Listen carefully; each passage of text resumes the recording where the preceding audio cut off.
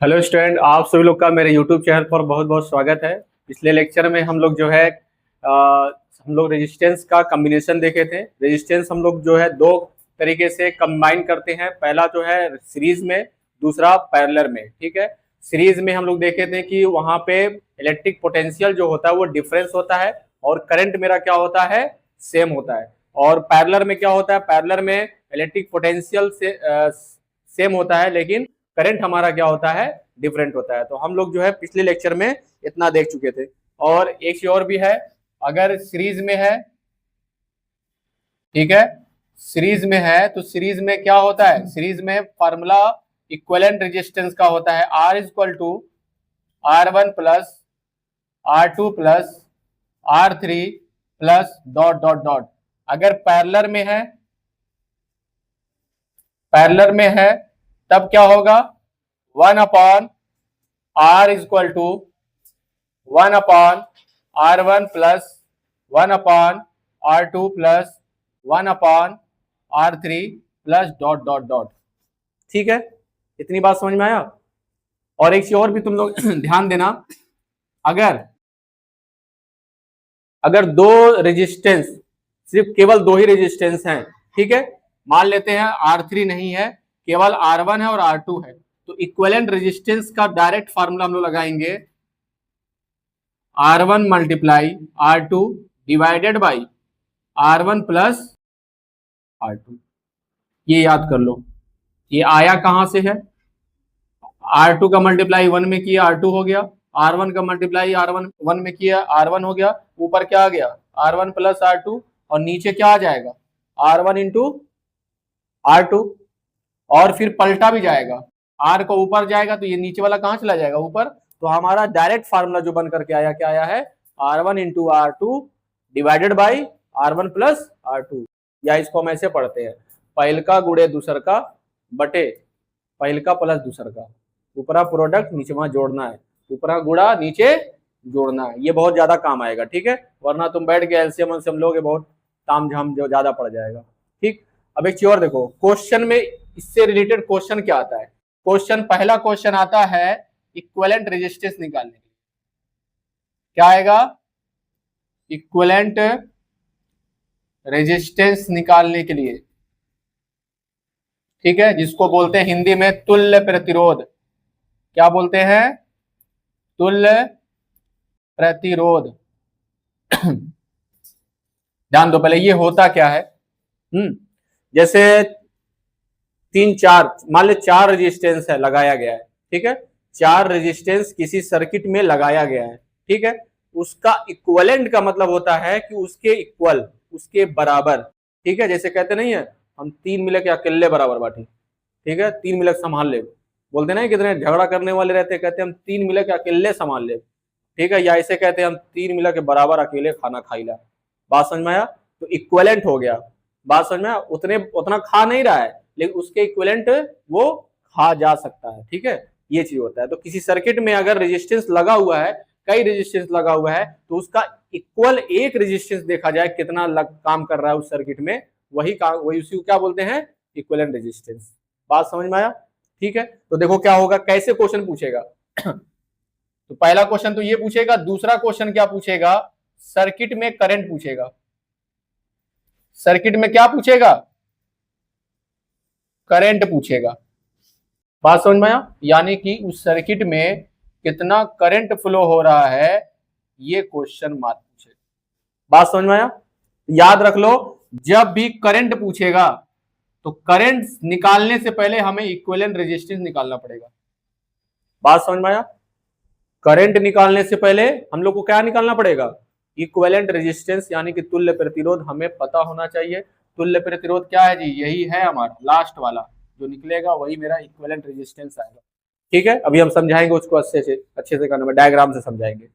दूसरा दूसरा तो करंट पूछेगा, तीसरा क्या पूछेगा, तीसरा ये पूछेगा R1 या R2 या R3, कुछ ऐसा नाम देगा, अलग अलग नाम देगा, कहेगा इसके इंड पर पोटेंशियल बताओ। क्या बताओ, पोटेंशियल डिफरेंस बताओ, पोटेंशियल डिफरेंस बताओ। बात समझना, चाहे R1 में बताओ, चाहे R2 में बताओ, चाहे R3 में बताओ, इस तरीके से क्वेश्चन पूछेगा। ये 3 क्वेश्चन के अलावा चौथा कोई क्वेश्चन नहीं पूछता है। बात समझ में आया? ठीक है, तो 3 टाइप का क्वेश्चन हम लोग को सीखना है तभी जाके पेपर में लगा पाओगे। पेपर में तुम लोग को ये नहीं पता है कि कौन सा क्वेश्चन आएगा, ठीक है, तो सीखना है तब जाकर के क्वेश्चन लगा पाओगे। जैसे एग्जाम्पल के तौर पे देखो, एक सर्किट बना रहे हैं हम,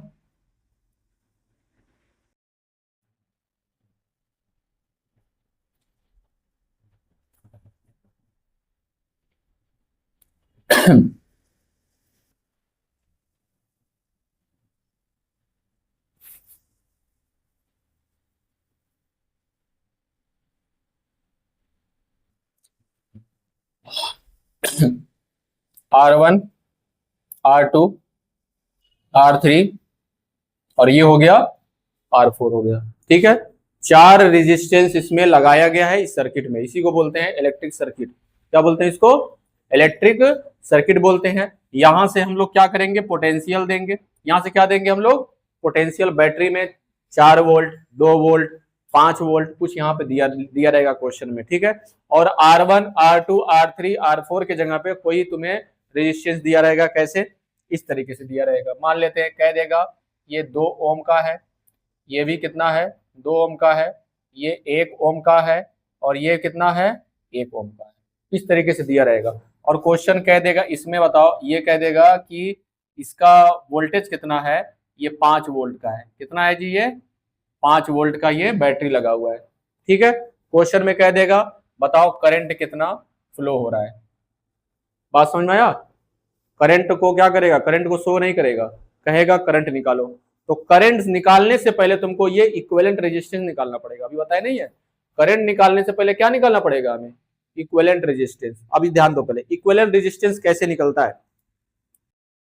जहां पे केवल 2 तार आया या केवल 2 ही रेजिस्टेंस आपस में जुड़े हैं। कितने रेजिस्टेंस जुड़े हैं?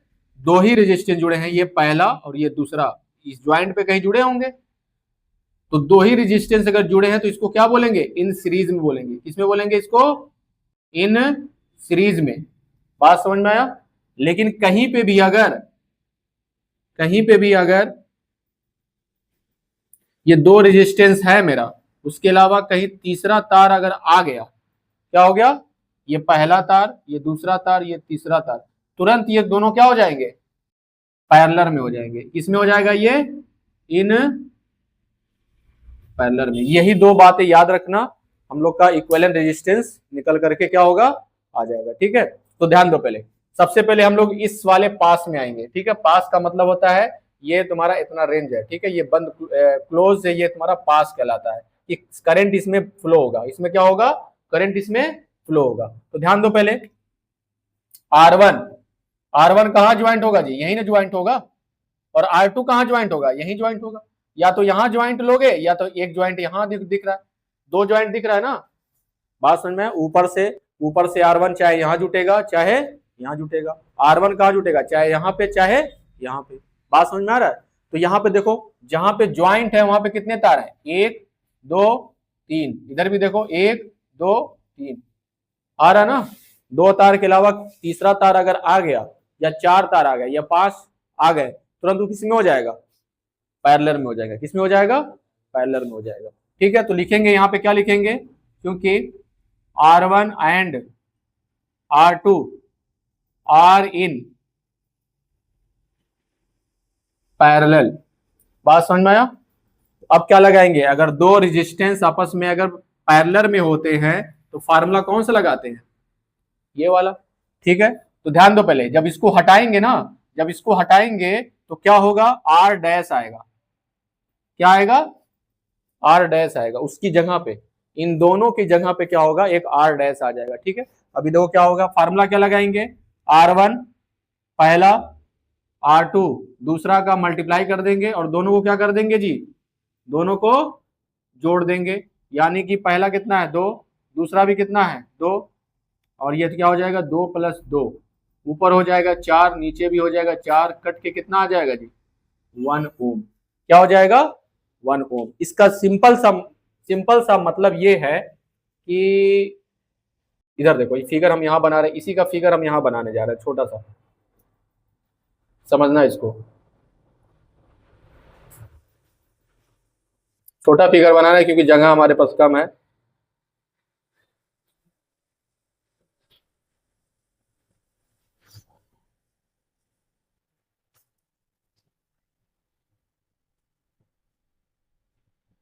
ये हमारा क्या है जी, R3 है ना, 1 ओम का है। ये मेरा क्या है, R4 है। ये भी 1 ओम का है। और V कितना है जी, V 5 वोल्ट का है। कितना है, 5 वोल्ट की बैटरी लगाया गया है। ठीक है, अब ध्यान दो पहले, ये जो R डैश आया है ये किसकी जगह पे आया है, R1 और R2 की जगह पे आया है ना। तो यहां पे क्या लिख देंगे, यहां पे लिख देंगे, ऊपर आया है R डैश, क्या लिखेंगे, R डैश कितना आया है, 1 ओम। कितना आया है, 1 ओम। बात समझ में आ रहा है। तो इन दोनों रेजिस्टेंस का इक्विवेलेंट क्या है, R डैश। क्या तुम्हारा, R डैश था, ये 2 ओम था, लेकिन पैरेलल में होने की वजह से आधा हो गया। ठीक है, पैरेलल में होने की वजह से क्या हो गया, आधा हो गया। तो ये क्या हो गया तुम्हारा, 1 ओम आ गया। अभी इक्विवेलेंट नहीं आया, पूरे सर्किट का इक्विवेलेंट एक ही निकालना है हमें। बात समझ में आया। अब यहां पे एक बार और लिखेंगे, क्या लिखेंगे जी, लिखेंगे क्योंकि R dash comma R3 and R4 ये सब किसमें है जी बताओ, R इन सीरीज में है। इस कैसे सीरीज में है ये भी ध्यान दो पहले। अगर R डैश देखोगे और R3 देखोगे यही ज्वाइंट होगा। ठीक है, R4 और R3 यही ना ज्वाइंट होगा। तो दो ही तार ना आ रहे हैं, 2 तार के अलावा कोई तीसरा तार आ रहा है, नहीं आ रहा है। तो तीनों किसमें हो जाएंगे, तीनों हो जाएंगे सीरीज में हो जाएंगे। किसमें हो जाएंगे, सीरीज में। और सीरीज का फार्मूला क्या होता है, ऊपर वाला, ये तीनों को जोड़ देंगे। क्या करेंगे, तीनों को जोड़ देंगे, लिखेंगे। इसलिए अब ये इसके बाद कोई रेजिस्टेंस नहीं ना बच रहा है। जब नहीं बचेगा वही मेरा क्या हो जाएगा, इक्विवेलेंट रेजिस्टेंस। क्या हो जाएगा, इक्विवेलेंट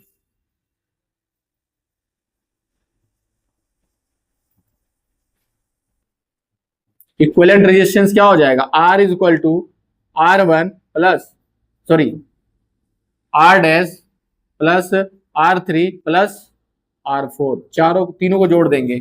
ये भी एक है, सब एक है, एक एक एक, कितना हो जाएगा जी, 3 ओम। कितना हो जाएगा, 3 ओम। बात समझ में आया। ठीक है, तो कहने का मतलब क्या हो गया, ये हमारा इस सर्किट का इक्विवेलेंट रेजिस्टेंस का हमारा जो डायग्राम बन के निकल के आएगा इसके बाद वाला, वो आएगा इस तरीके से।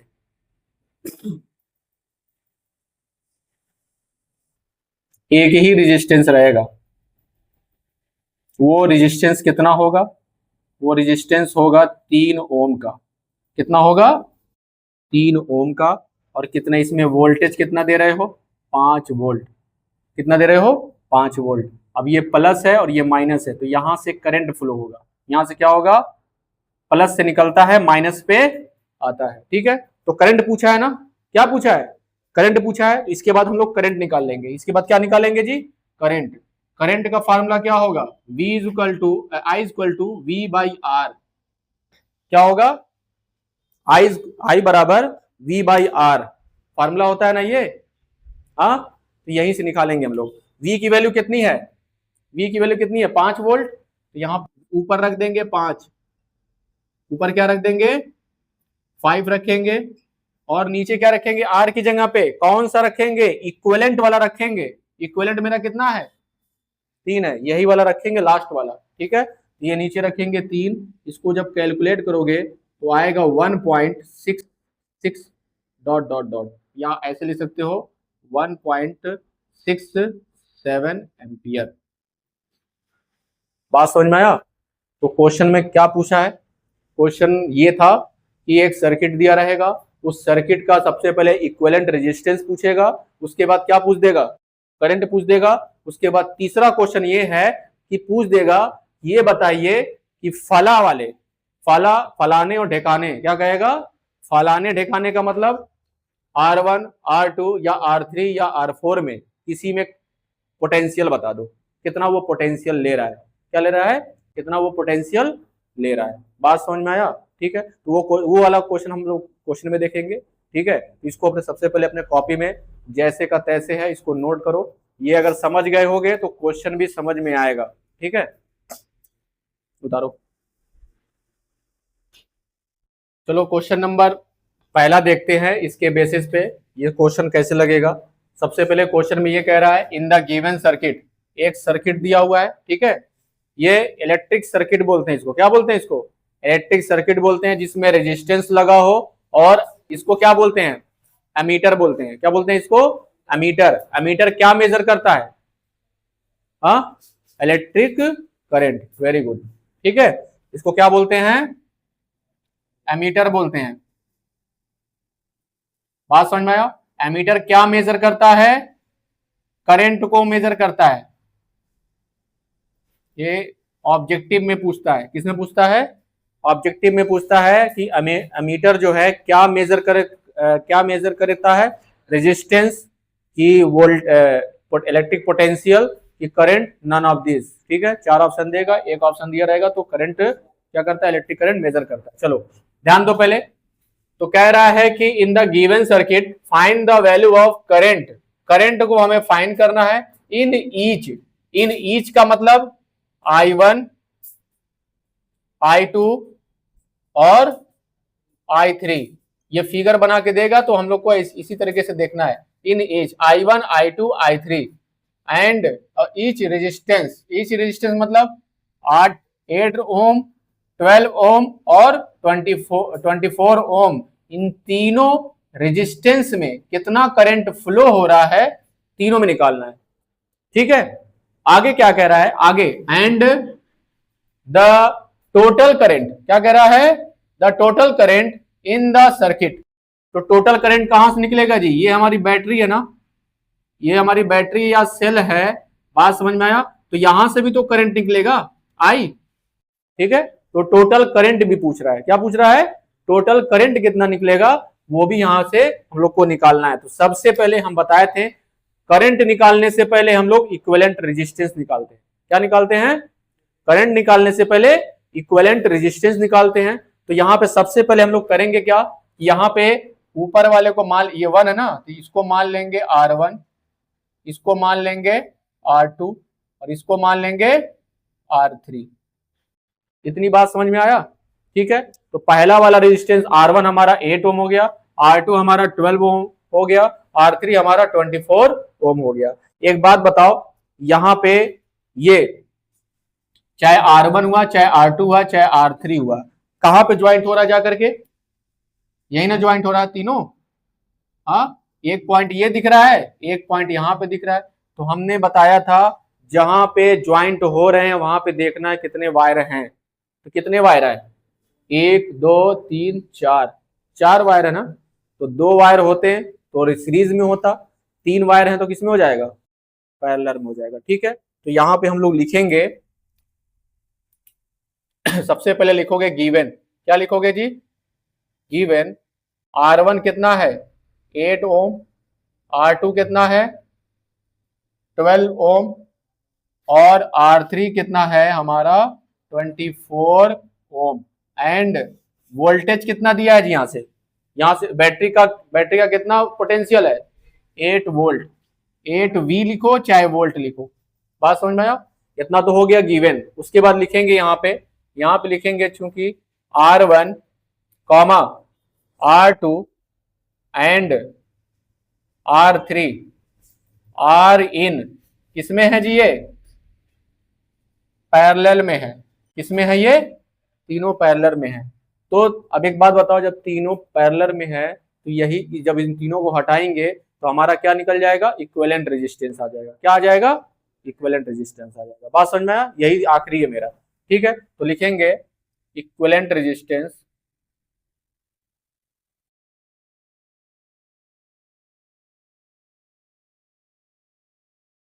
वन अपॉन आर, क्या लिखेंगे 1 upon R equal to, parallel में फॉर्मूला होता है 1 upon R 1 plus 1 upon R2 plus 1 upon R3, ठीक है। तो हम लोग क्या करेंगे, R1 की वैल्यू कितनी है जी 8, R2 की वैल्यू कितनी है 12 और R3 की है 24। ठीक है, तीनों का निकालेंगे एलसीएम। तीनों क्या निकालेंगे? एलसीएम। 12, 24 और 8 का एलसीएम जो होगा हमारा 24 आएगा। क्या आएगा? 24। 24 एक ऐसा नंबर है जो तीनों से कटता है। 8 3 जा, 12 2 जा, 24 1 जा। ठीक है, यही मेरा एलसीएम होता है। ठीक, तो कट करो। 8 3 जा तो 3 का मल्टीप्लाई ऊपर करोगे, 3 1 जा 3। 12 2 जा, 2 का मल्टीप्लाई ऊपर करोगे 2। 24 1 जा, 1 का मल्टीप्लाई 1 में करोगे। ठीक है, 1 आ जाएगा। इधर क्या है तुम्हारा? 1/r। ठीक है, 1/r इज इक्वल टू, इन तीनों को ऐड करो कितना हो जाएगा? 6। और नीचे कितना है? 24। 6 1 जा 6, 6 4 जा। ठीक है, r इज इक्वल टू कितना आ गया? r इज इक्वल टू हो गया 4 ओम। ठीक है, r इज इक्वल टू क्या आ गया? 4 ओम। अब निकालेंगे, क्या निकालेंगे इसके बाद? इसके बाद निकालेंगे total current in the circuit. पहले निकालेंगे टोटल, फिर उसके बाद सिंगल सिंगल। ठीक है, तो निकालेंगे, लिखेंगे यहां पे total current in the circuit. क्या होगा? I इज इक्वल टू क्या होता है जी फार्मूला? V/R।